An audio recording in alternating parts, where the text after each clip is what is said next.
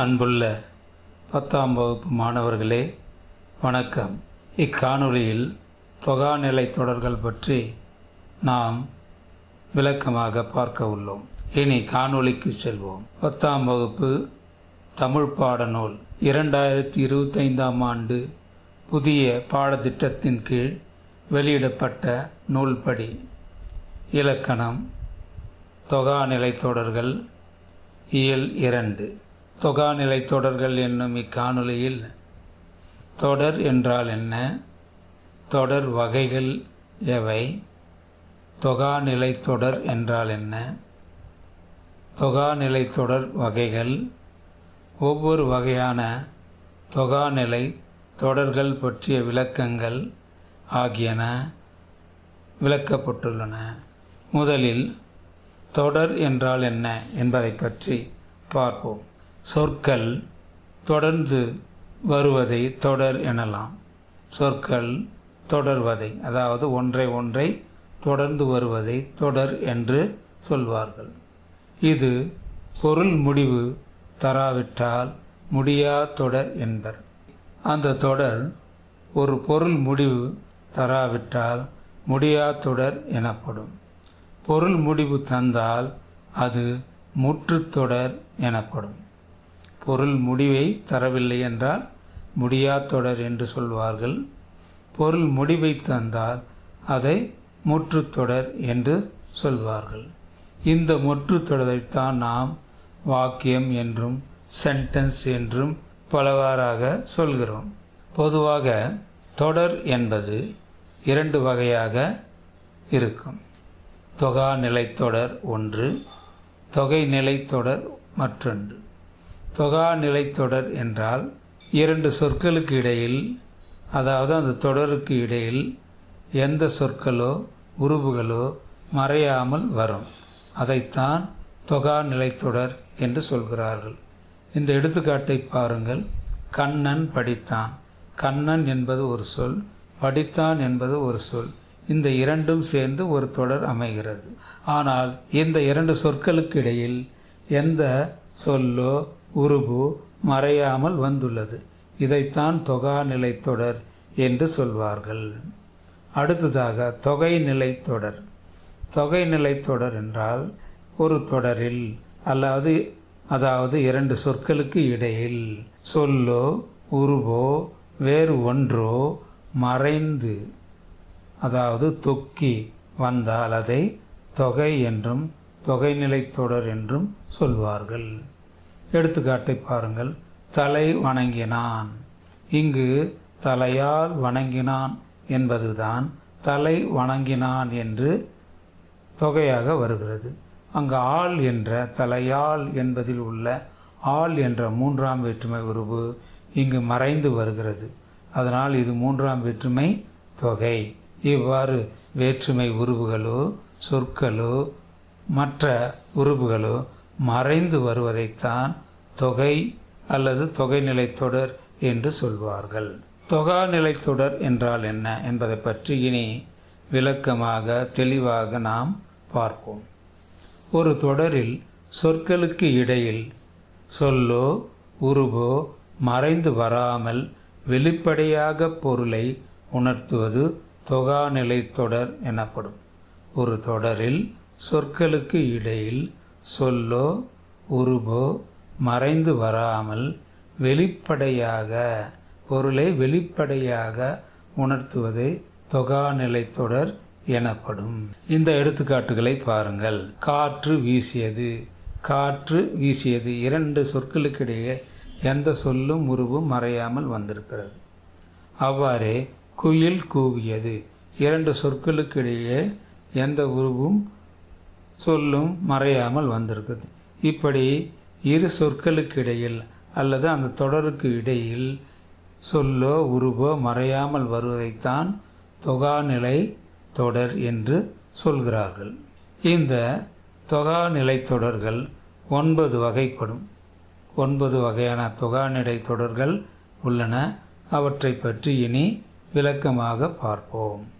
1 எழுவாய் தொடர், 2 விழித்தொடர், 3 வினைமுற்றுத் தொடர், 4 பெயரெச்சத் தொடர், 5 வினையெச்சத் தொடர், 6 வேற்றுமைத் தொடர், 7 இடைச்சொல் தொடர், 8 உரிச்சொல் தொடர், 9 அடுக்குத் தொடர்.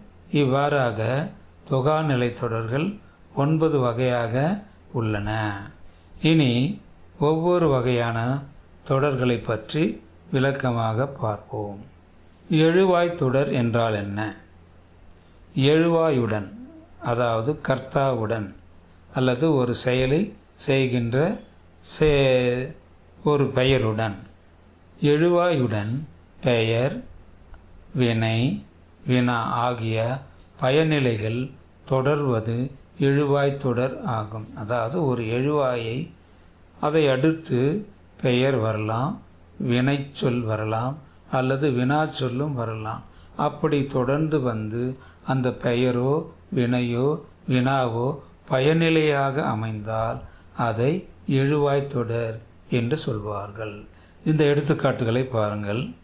இனியன் கவிஞர், அதாவது இங்கு இனியன் என்பது பெயர், அந்த இனியன் ஒரு கவிஞர், அதனால் இனியன் ஒரு கவிஞர் என்று சொல்லும்போது இனியன் கவிஞர். இங்கு கவிஞர் என்பதே ஒரு பெயர் சொல்தான். ஆனால் இங்கே இனியன் ஒரு கவிஞர் என்று வருவதனால இங்கு கவிஞர் என்பது பயனிலையாக வந்து இனியன் ஒரு கவிஞர் என்ற பொருளை அது தருகிறது. எனவே இங்கு பெயரே பயனிலையாக வந்துள்ளது. காவிரி பாய்ந்தது, இதில் காவிரி என்பது பெயர், பாய்ந்தது என்பது வினைமுற்று. இங்கு வினைச்சொல்லே அல்லது வினைமுற்றே பயனிலையாக வந்தது. பொதுவாக இவ்வாறு தான் வருவது. எனவே இங்கு வினைச்சொல் பயனிலையாக வந்துள்ளது என்று நாம் சொல்லலாம். பேருந்து வருமா, பேருந்து என்பது பெயர், அதை அடுத்து வருமா என்ற வினா வருகிறது. இந்த வினாவே இங்கு பயனிலையாக வந்துள்ளது. எனவே ஒரு பெயரை எடுத்து பெயர் சொல்லோ அல்லது வினைச்சொல்லோ அல்லது வினாவோ பயனிலையாக வரும். அப்படி வருவதைத்தான் எழுவாய் தொடர் என்று சொல்கிறார்கள். அடுத்ததாக விழித்தொடர் என்றால் என்ன? விழியை தொடர்ந்து வினை அமைவது விழித்தொடர் ஆகும். இங்கே விழித்தல் என்றால் அழைத்தல் என்று பொருள். ஒருவரை நாம் பெயர் சொல்லியோ அல்லது முறை வைத்தோ நாம் அழைக்கின்றோம். அதைத்தான் விழித்தல் என்று சொல்வார்கள், அழைத்தல் என்று பொருள். விழியை தொடர்ந்து வினை அமைவது, அந்த விழிச்சொல்லை தொடர்ந்து வினைச்சொல் வந்து அமையும். அதைத்தான் விழித்தொடர் ஆகும் என்று சொல்கிறார்கள். எடுத்துக்காட்டுகளை பாருங்கள். நண்பா எழுதுக, நண்பா என்று விழித்து எழுதுக, நண்பா இங்கே வருக என்று அழைத்து சொல்வது. இது இங்கே நண்பா என்பது நண்பன் என்பது அழைக்கும்போது நண்பா என வருகிறது. எனவே இங்கு நண்பா என்பது விழிச்சொல்.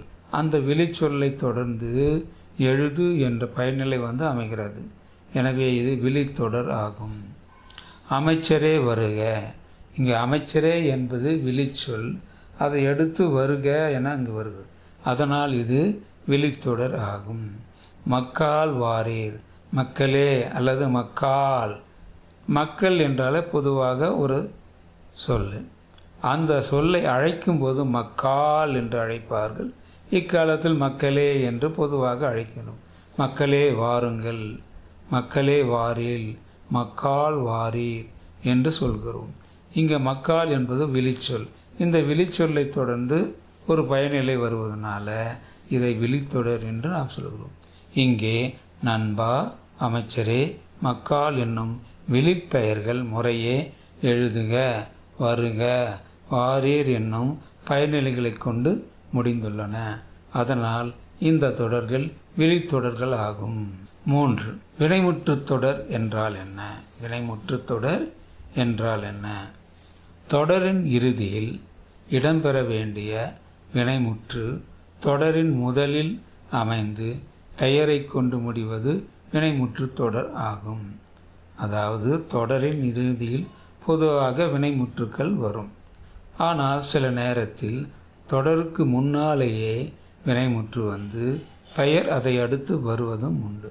அப்படி அமைகின்ற தொடரை வினைமுற்று தொடர் என்று சொல்வார்கள்.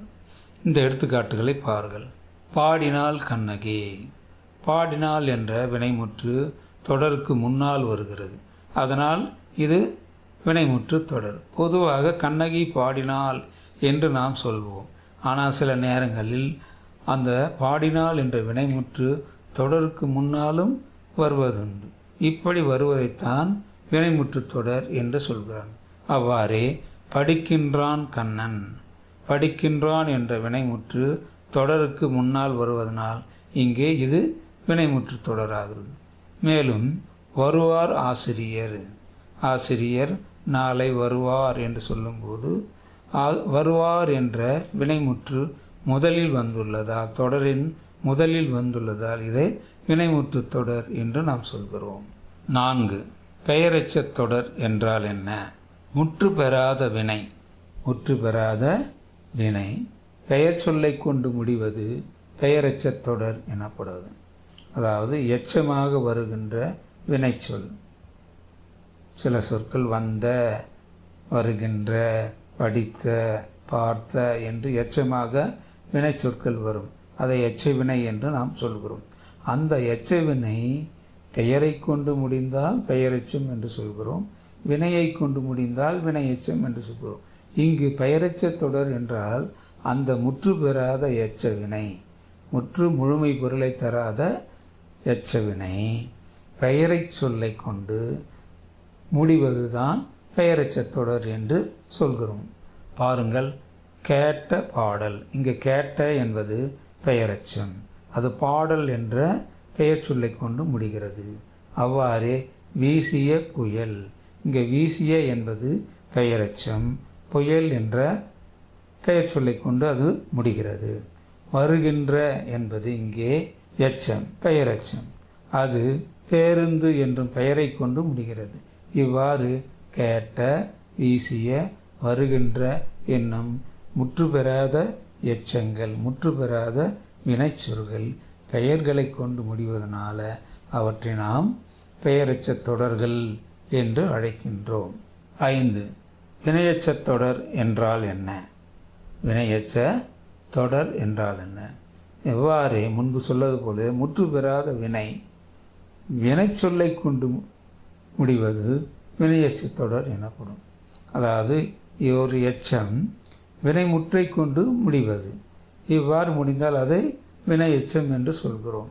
முற்று பெறாத வினையை கொண்டு, வினை சொல்லை கொண்டு முடிவது வினையெச்சத் தொடர் எனப்படும்.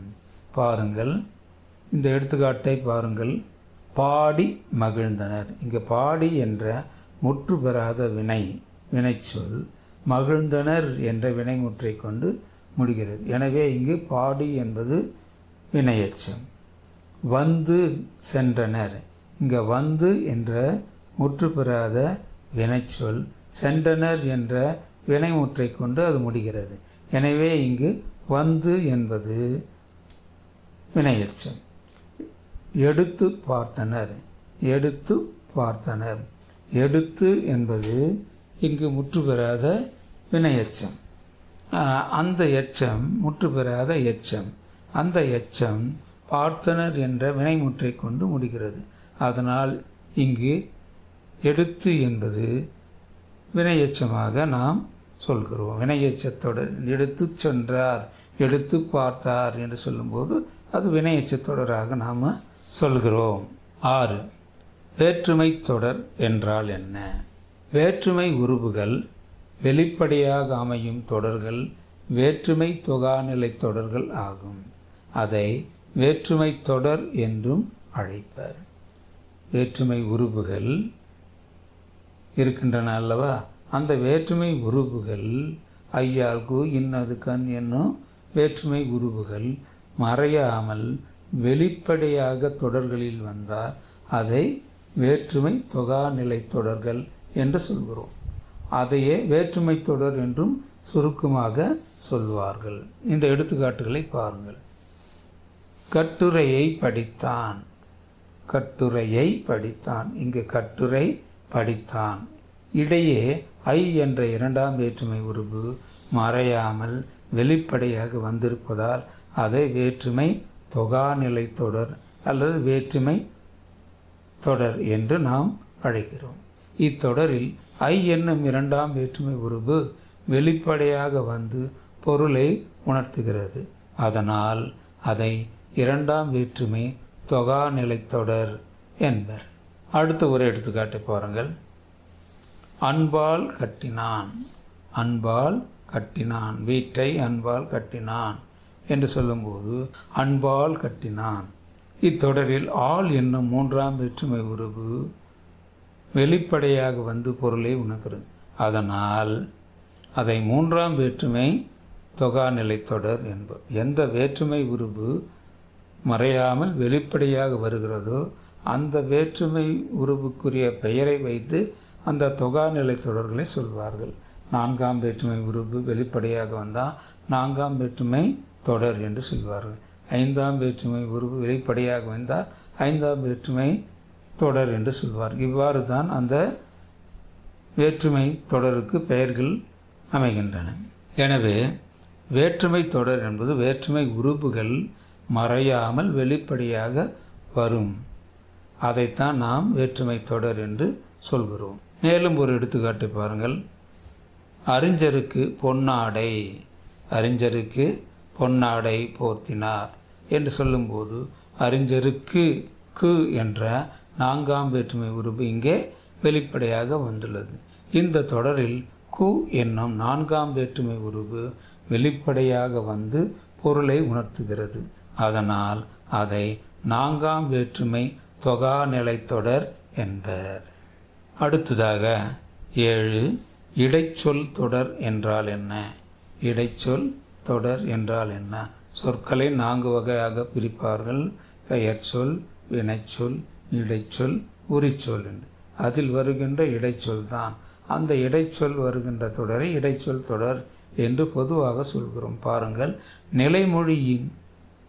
நிலைமொழியில் பெயர் வினைச்சொல்லின் முன்போ பின்போ இடைச்சொல் சேர்ந்து வரின் அது இடைச்சொல் தொடர் ஆகும். அதாவது நிலைமொழி, அதற்கு முன்னாலும் வரலாம் பின்னாலும் வரலாம் இந்த இடைச்சொல். இப்படி வந்தால் அதை இடைச்சொல் தொடர் என்று சொல்வார்கள். பாருங்கள் எடுத்துக்காட்டு. மற்றொன்று, மற்று ஒன்று என்று பிரிக்கலாம். இங்கே மற்று என்பது இடைச்சொல்.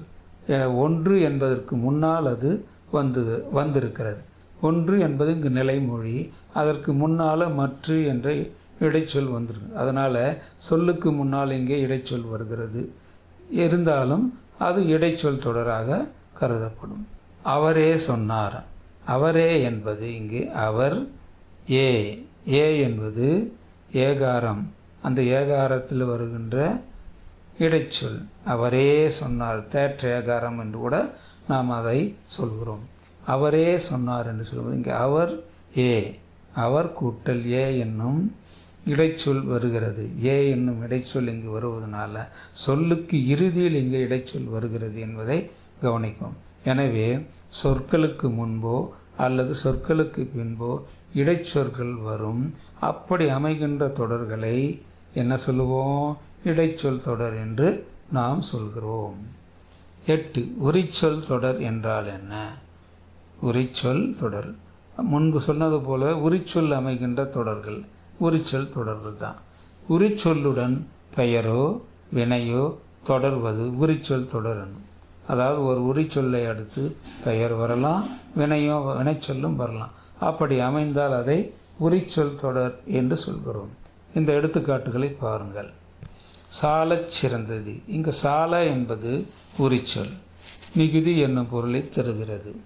உரு துணை, உரு என்பது இங்கு உரிச்சொல், மிகுந்த துணை என்று உரு என்பது மிகுந்த துணை என்ற பொருளை அது தருகிறது. இங்கு சால என்பது உரிச்சொல், அதைத் தொடர்ந்து சிறந்தது என்ற சொல் நின்று மிகச்சிறந்தது என்ற பொருளை தருகிறது. அவ்வாறே இங்கு உரு என்பதும் உரிச்சொல், அதைத் தொடர்ந்து துணை என்ற சொல் நின்று மிகுந்த துணை என்ற பொருளை தருகிறது. எனவே உரிச்சொல்லை தொடர்ந்து பெயரோ வினையோ வந்தால் அதை உரிச்சொல் தொடர் என்று நாம் சொல்கிறோம். 9. அடுக்குத் தொடர் என்றால் என்ன? அடுக்குத் தொடர் என்றால் என்ன? ஒரு சொல் 2 அல்லது 3 முறை அடுக்கி தொடர்வது அடுக்குத் தொடர் என்பாகும். ஒரு சொல்லு பொருள் மாறாமல் 2 முறை வரலாம் அல்லது 3 முறை வரலாம். இப்படி ஒன்றை அடுத்து வருவதனால் அதை அடுக்குத் தொடர் என்று சொல்கிறோம். பாருங்கள், வருக வருக உவகையின் காரணமாக, மகிழ்ச்சியின் காரணமாக ஒருவரை பார்த்து வருக வருக என்று நாம் வரவேற்கிறோம். எனவே இங்கு வருக என்ற ஒரு சொல் 2 முறை வந்துள்ளது. இதைத்தான் அடுக்குத் தொடர் என்று சொல்கிறோம். தீ தீ தீ, இது அச்சத்தின் காரணமாக நாம் செல்கிறோம். தீ தீ தீ, தீ என்பது 3 முறை இங்கு அடுக்கி வருகிறது. இது அச்சத்தின் காரணமாக ஏற்பட்டது. அதனால் இது அச்சத்தின் காரணமாக ஏற்பட்ட அடுக்குத் தொடர் என்று நாம் சொல்லலாம். அடுத்ததாக கூட்டுநிலை பெயரெச்சங்கள் என்றால் என்ன என்பதை பற்றி நாம் பார்ப்போம். ஒன்றுக்கு மேற்பட்ட எச்சங்கள் சேர்ந்து பெயரை கொண்டு முடியும் கூட்டுநிலை பெயரெச்சங்களை இக்காலத்தில் பெருமளவில் பயன்படுத்துகிறோம். பொதுவாக இக்காலத்தில் நிறைய எச்சங்களை பயன்படுத்துகிறார்கள். அதாவது பெயருக்கு முன்னால் பல எச்சங்களை பயன்படுத்துவது. பாருங்கள், கேட்க வேண்டிய பாடல், கேட்ட பாடல் என்று சொல்வார்கள், அல்லது வேண்டிய பாடல் என்றும் சொல்லலாம். அப்படியல்லாமல் கேட்க வேண்டிய பாடல், இங்கு கேட்க என்பது ஒரு எச்சம், வேண்டிய என்பது ஒரு எச்சம். 2 எச்சங்கள் பாடல் என்றும் பெயருக்கு முன்னால் வந்திருப்பதை நாம் பார்க்கலாம். மேலும் சொல்லக்கூடிய கருத்து, சொல்லக்கூடிய கருத்து, சொல்ல தக்க கருத்து, சொல்லக்கூடிய கருத்து என்று சொல்லும்போது கருத்து என்ற பெயருக்கு முன்னால் 2 எச்சங்கள் வந்திருப்பதை இங்கு நாம் பார்க்கலாம். சொல்ல கூடிய என்ற 2 எச்சங்கள் வந்திருக்கிறது. அடுத்ததாக செய்யத்தக்க பணி, பணி என்ற பெயருக்கு முன்னால் செய்ய தக்க என்ற 2 பெயரெச்சங்கள் வந்துள்ளன. மேலும் இறுதியாக சொல்ல வேண்டும் என்றால் சொல்ல வல்ல கருத்து, சொல்ல வல்ல கருத்து, கருத்து என்ற சொல்லுக்கு முன்னால் சொல்ல வல்ல என்ற 2 எச்சங்கள் வந்திருப்பதை பார்க்கலாம். இவ்வாறு பெயருக்கு முன்னால் 1 அல்லது 1க்கு மேற்பட்ட எச்சங்கள் இக்காலத்தில் வருகின்றன என்று நாம் அறிய வேண்டும். அதை அறிந்து கொள்வது மிகவும் நல்லது. அதனால்தான் இதை தனியாக பாடப்பகுதியில் கொடுத்திருக்கிறார்கள். இதுவரை தொகாநிலை தொடர் என்றால் என்ன, அதன் வகைகளை பற்றி பார்த்தோம். இந்த மனவரை படத்தை பாருங்கள்.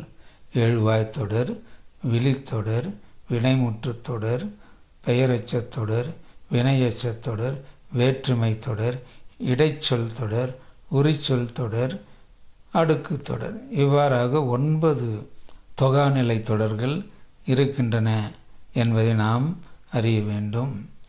இதுவரை தொகாநிலை தொடர்கள் என்றால் என்ன என்பதை பற்றியும், தொடர் வகைகள் பற்றியும், தொகாநிலை தொடர் என்றால் என்ன என்பதை விளக்கமாகவும், தொகாநிலை தொடர் வகைகள் பற்றியும், ஒவ்வொரு வகையான தொகாநிலை தொடர்கள் பற்றியும் விளக்கமாக இக்காணொலியில் பார்த்தோம். நன்றி மாணவர்களே. மேலும் இத்தகைய காணொளிகள் வர வேண்டும் என்றால் நீங்கள் எங்கள் சேனலை தவறாமல் சப்ஸ்கிரைப் செய்யுமாறு பணிவன்புடன் கேட்டுக்கொள்கிறேன்.